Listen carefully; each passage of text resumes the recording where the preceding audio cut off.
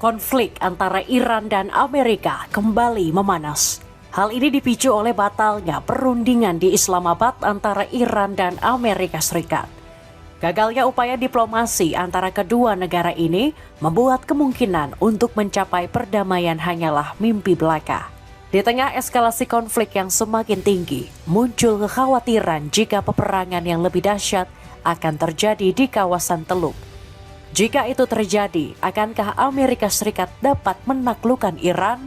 Atau justru Iran dapat bertahan menghadapi gempuran Amerika Serikat? Cetak Gol coba merangkum bagaimana Iran bisa bertahan jika Perang Jilid 2 terjadi sebagai berikut.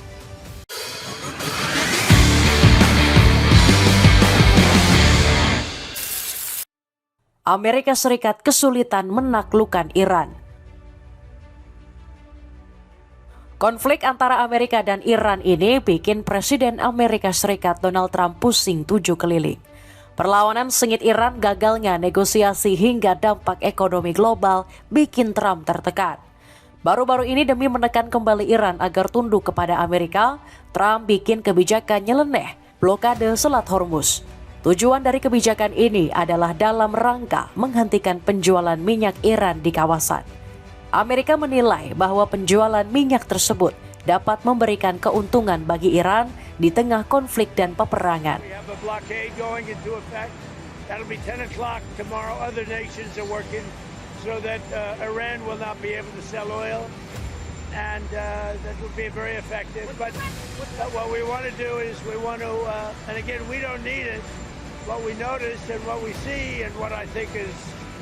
Maybe my idea, maybe not, I don't know. But there are many boats heading toward our country to fill up with oil and then go and take it. So they're not going to go through the Hormuz Strait. And ultimately that'll be corrected. But in the meantime, they're using us. We have more oil because of drill baby drill. Dengan menekan penjualan minyak Iran, Amerika berharap langkah ini membawa kembali ke meja perundingan. Demi mencegah keluarnya kapal-kapal minyak Iran, Amerika sampai menggunakan kekuatan angkatan lautnya yang terdiri dari kapal perang dan kapal induk. Tujuan pengerahan kekuatan ini adalah dalam rangka mencegat, mengalihkan, hingga menahan kapal yang masuk atau menuju pelabuhan Iran. Namun sepertinya Trump harus kecewa. Upayanya agar Iran tunduk dan patuh terhadap Amerika tidak membuahkan hasil. Iran justru memberikan ancaman balik ke negeri Paman Sam tersebut. Tidak tanggung-tanggung, Iran mengancam akan mengerahkan kapal cepat dan rudalnya ke kapal-kapal Amerika. Iran menggunakan strategi taktis asimetris dengan kapal cepat yang dapat mengganggu pelayaran dan kapal-kapal Amerika. Strategi ini merupakan bagian dari strategi militer Korps Garda Revolusi Islam Iran atau IRGC dalam menghadapi kapal-kapal perang yang masuk ke Selat Hormuz. Bismillahirrahmanirrahim. نیروهای دریایی و هوافضای سپاه پاسداران از سحرگاه امروز در موج 99 عملیات وعده صادق 4 با رمز مبارک یا فاطمه الزهرا سلام الله علیها در واکنش به جنایات دشمن در حمله به زیرساخت‌های کشور، پایگاه‌ها و منافع آمریکا در منطقه و مراکز فرماندهی و تجمع نظامیان صهیونیستی در سرزمین‌های اشغالی را زیر ضربات موشک‌های بالستیک، کروز و پهپادهای تهاجمی قرار دادند. در بخش نخست حملات، بزرگترین مجتمع پتروشیمی متعلق به شرکت‌های آمریکایی صدارا، اکسان موبیل و داو کمیکال واقع در منطقه الجبیل عربستان و مجتمع بزرگ پتروشیمی شرکت آمریکایی شورون فیلیپس مستقر در الجعیمه عربستان با موشک‌های میانبرد و پهپادهای تهاجمی مورد هدف مؤثر قرار گرفتند. همچنین بیش از 30 نقطه در ریشون لتسیون و پتاه‌تیکوا در مرکز و بیروسبز، دیمونا، آراد، کریاتگاد و اوفاکین در نقب در مرکز و جنوب اراضی اشغالی در ادامه موج 99 عملیات وعده صادق 4 با موشک. Strategi besutan Iran ini dirancang menggunakan kapal cepat serang untuk menghadapi kekuatan konvensional yang lebih besar, terutama di Selat Hormuz. Taktik ini dapat dengan mudah memanfaatkan manuver agresif, rudal anti kapal dan penguasaan wilayah perairan sempit. IRGC memang menggunakan taktik ini sebagai taktik peperangan tidak seimbang yang memanfaatkan kecepatan dan jumlah dalam menyerang musuh. Terdapat beberapa kapal cepat yang biasanya sengaja digunakan dan dipersenjatai, yaitu perahu kelas Boghammer dan Tarek. Kapal-kapal ini dirancang untuk patroli pantai dan serangan cepat. IRGC memang sering melakukan manuver agresif dan pengepungan terhadap perusak milik AS di perairan internasional. Bukan hanya itu, AS juga sering mengunci target menggunakan rudal di Selat Hormuz. Kehadiran kapal cepat ini difokuskan untuk mengendalikan dan menjaga Selat Hormuz tetap berfungsi sebagai jalur perdagangan minyak dunia. Blokade ini tidak hanya bertujuan untuk menekan kekuatan militer Iran, melainkan menekan kekuatan ekonomi. Blokade terhadap pelabuhan dan Selat Hormuz akan memicu gangguan pada pasokan global dari Timur Tengah.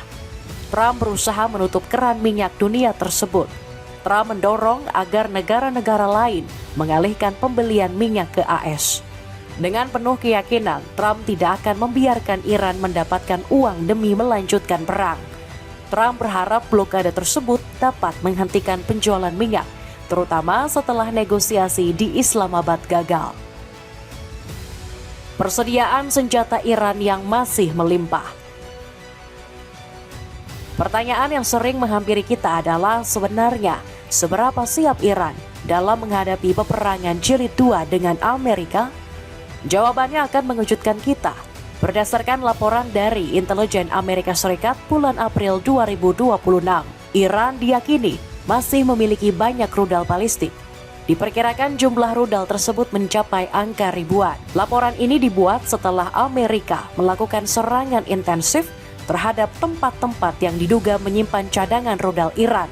Laporan ini sekaligus menegaskan bahwa serangan yang dilakukan Amerika bersama Israel tidak berhasil melumpuhkan cadangan rudal Iran. Menurut laporan intelijen Iran, diperkirakan ada lebih dari 1.000 rudal jarak menengah dengan total awalnya berkisar 2.500 rudal. Ketangguhan Iran dalam menyiapkan perang besar-besaran ini membuat kita menyadari bahwa Iran lebih siap menghadapi peperangan melawan Amerika Serikat. Selain rudal balistik, Iran juga memiliki persediaan rudal jelajah dan ribuan drone serang satu arah. Bukan hanya itu saja, Iran juga memiliki kesiapan menangkal serangan udara menggunakan pertahanan canggih seperti Zaubin. Melihat banyaknya rudal dan ribuan drone ini membuat kita sadar bahwa Garda Revolusi Iran memiliki kemampuan untuk melancarkan serangan terus-menerus terhadap target seperti Israel. Pertanyaan selanjutnya, bagaimana cara Iran memproduksi ribuan rudal tersebut? Padahal Iran saat ini menghadapi embargo ekonomi parah dari dunia. Menurut berita yang beredar, Iran memproduksi rudal-rudal tersebut secara mandiri melalui metode rekayasa balik atau reverse engineering atas teknologi SCUD Rusia atau Korea Utara yang didukung riset domestik oleh IRGC. Untuk mengatasi deteksi intelijen asing, Iran juga menyebar fasilitas produk rudal tersebut ke beberapa wilayah. Iran tidak hanya cerdik dalam membangun, melainkan cerdik dalam menyimpan rudal-rudalnya. Melalui teknologi rekayasa balik, Iran berhasil memproduksi rudal jenis Escute yang mereka dapatkan dari Libya pada tahun 1980-an. Sedangkan untuk Korea Utara, mereka berhasil menciptakan Shahab 1 dan Shahab 2. Secara kreatif, Iran juga mengembangkan teknologi rudal yang awalnya berbahan bakar cair menjadi rudal berbahan bakar padat yang mudah disimpan dan mudah diluncurkan. Misalnya seperti jenis Sejil dan Emad. Kini Iran bahkan sudah memproduksi jenis rudal hipersonik. Rudal jenis ini memiliki kemampuan manuver yang tinggi, misalnya seperti rudal jenis Fatah. Selain ahli dalam membuat rudal, Iran juga salah satu negara yang mampu memproduksi drone secara murah dan efektif. Salah satu drone yang terkenal adalah seri Shahed 136 atau Kamikaze yang populer dijuluki sebagai rudal rakyat miskin. Shahed 136 ini mampu terbang rendah dan menghindari radar untuk menyerang musuh dengan target ratusan kilometer. Drone jenis ini membawa hulu ledak 20-30 kg dengan jangkauan jauh. Di Rusia, drone ini diberi nama Gran 2. Keunikan lain dari drone jenis ini adalah kemampuannya untuk meledakkan diri. Drone tersebut dirancang untuk terbang sekali kemudian menyerang musuh secara presisi dan meledak. Diperkirakan untuk memproduksi drone tersebut hanya membutuhkan 20 hingga 35 ribu dolar. Hal ini berbeda dengan milik Jerman atau Amerika yang harganya bisa 10 bahkan 100 kali lipat. Вот этот дрон пешве.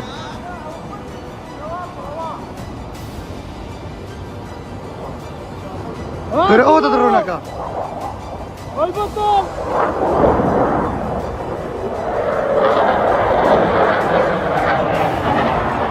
Айди ракан. Вот. Ай. Аллаху Акбар. Selain drone Shahid 136, terdapat beberapa drone lainnya yang menjadi andalan negeri para mullah ini. Misalnya saja untuk pengintaian atau serang Iran dapat menggunakan drone Mohajer 10. Drone jenis ini mampu terbang hingga 24 jam dengan jarak 2000 km. Ada juga jenis rudal Shahid 129 yang biasanya dipakai untuk pengintaian dan serangan presisi. Drone jenis ini masih menjadi drone andalan Iran. Terdapat pula varian baru yaitu Shahid 107 yang berfokus untuk pencarian target bernilai tinggi dan serangan kamikaze. Beberapa rudal ini hanyalah segelintir rudal Iran yang diandalkan dalam pertempuran. Kreativitas dan kemampuan menciptakan rudal dengan biaya murah ini menjadi senjata tersendiri bagi Iran. Melihat hal ini, Trump sebenarnya tidak hanya khawatir terhadap dampak ekonomi konfliknya dengan Iran, melainkan juga kemampuan Iran memproduksi senjata dengan harga murah. Dapatkan sepatu olahraga super nyaman dari Toseok yang harganya ramah di kantong buat anak sekolah. Cek linknya di bawah ini. Donald Trump salah besar jika menantang Iran. Kesiapan Iran dalam menghadapi peperangan agaknya tidak bisa dibuat main-main. Melalui laporan per April 2026, Garda Revolusi Iran menegaskan kesiapannya berkonfrontasi dengan Amerika Serikat Israel selama 6 bulan atau lebih. Mereka bahkan mengklaim bahwa memiliki logistik, ketahanan domestik, dan teknologi rudal yang cukup panjang. Bahkan setelah adanya rentetan serangan oleh musuh-musuh Iran. Kesiapan Iran dalam menghadapi peperangan dalam jangka panjang ini bahkan sudah disiapkan hingga September 2026. Secara matang mereka menyiapkan basis industri militer domestik. Klaim ini bahkan didukung dengan pernyataan bahwa mereka baru menggunakan rudal generasi pertama dan kedua, sedangkan para serangan-serangan lainnya akan menggunakan stok yang lebih canggih. Bagi Iran memang konfrontasi secara terus-menerus dalam waktu 6 bulan tidaklah menjadi masalah. Namun bagi negara seperti Amerika ini akan menjadi mimpi buruk. Warga Amerika Serikat kemungkinan akan menghadapi harga bahan bakar secara gila-gilaan. Kondisi ini pada akhirnya akan berdampak pada meningkatnya biaya hidup dan memicu lesunya perekonomian. Biaya minyak yang tinggi tersebut disebabkan adanya gangguan pada Selat Hormuz, krisis energi global, dan adanya kenaikan biaya logistik. Selain itu, sektor fiskal dan hutang Amerika diperkirakan akan semakin membesar karena membiayai perang. Pada akhirnya, perekonomian Amerika akan terpukul dan menyebabkan krisis dalam negeri. Why is gas $5 a gallon? And like, why do I have to pay rent? And why is rent so high? And why do I have to drive my car and get the gas that I have to get to go to the job that I have to pay for rent? Why do I have to do all of that stuff? And why are you making it so fucking expensive to do it? I don't even want to get out and pump my gas. It feels like getting out and just knowing someone's gonna fucking stab you. Why would you get out? Bukan hanya di atas medan perang, Iran juga tidak gentar menghadapi Amerika di atas meja perundingan. Diketahui bahwa beberapa waktu yang lalu sempat diadakan perundingan untuk mengakhiri konflik tersebut. Meskipun sudah kalah di medan perang, Amerika Serikat masih merasa menjadi pemenang. Mereka memberikan tuntutan yang tidak masuk akal bagi Iran. Terdapat beberapa tuntutan yang dikeluarkan oleh Amerika terhadap Iran, misalnya seperti menghentikan program pengayaan uranium, menghentikan program senjata nuklir dan rudal, hingga tuntutan untuk segera membuka Selat Hormuz. Tuntutan Amerika ini dinilai oleh Iran sebagai tuntutan yang arogan. Mereka menganggap Amerika tidak adil, tidak masuk akal, dan tidak menghormati mereka. Iran merasa bukan pada posisi sebagai pihak yang kalah. Iran berada pada posisi kuat, menolak tunduk pada tekanan dan menyatakan bahwa musuh telah gagal. Perundingan demi perundingan dilakukan berjam-jam, namun hasilnya masih nihil. Bahkan perundingan berakhir pada kegagalan. Dukungan terhadap Iran tidak hanya datang dari pemerintah. Warga Teheran mendukung penuh sikap pemerintah dan tidak mundur dari hak-hak negara. Amerika memang mengancam akan menghancurkan peradaban Iran setelah gagal dalam perundingan. Namun Iran enggan untuk menyerah. Klaim sebagai posisi Iran yang kuat tidak hanya didukung logistik militer kuat, melainkan juga dukungan dari sekutu. Iran yang tergabung dalam poros perlawanan memiliki dukungan solid dari luar negeri. Beberapa anggota dari poros perlawanan adalah seperti Hizbullah di Lebanon, milisi di Yaman, hingga Syiah di Irak. Selain anggota dalam poros perlawanan, terdapat pula negara-negara lain yang berpotensi membantu Iran jika terlibat dalam konflik. Negara pertama yang akan membantu adalah Rusia sebagai salah satu mitra strategis Iran. Rusia memiliki kepentingan militer dan diplomatik terhadap Iran. Mereka juga membantu Iran dalam penyiapan teknologi pertahanan. Selain itu ada juga Cina yang baru-baru ini memberikan kritik keras ke Amerika Serikat. Kritikan ini disampaikan akibat peperangan yang terjadi antara Iran dan Amerika. Konflik tersebut membawa dampak terhadap ekonomi Cina. For disruptions to the passage through the Strait of Hormuz is the illegal US-Israeli military operations against Iran. Ceasefire as well as peace and stability in the Gulf region are the fundamental prerequisites to keep the international shipping route safe and unimpeded. Parties need to work together to promote de-escalation and prevent regional turmoil from having a greater impact on global economy and energy security. Sebagai negara mitra Iran, diduga Cina juga ikut serta mengirim bantuan teknologi militer ke Iran. Selain dua negara ini, ada juga negara Suriah yang sejak lama menjadi sekutu strategis sejak perang Iran-Irak. Dapatkan 3 pieces celana pendek yang sangat nyaman dengan harga 100 ribuan saja. Buruan check out sebelum promonya berakhir. Itulah ulasan singkat mengenai cara bagaimana Iran bisa bertahan jika Perang Jilid 2 berlanjut. Akankah Amerika menyerah dalam peperangan tersebut atau justru berhasil memenangkan konflik berkepanjangan tersebut? Coba tulis pendapatmu di kolom komentar di bawah ini.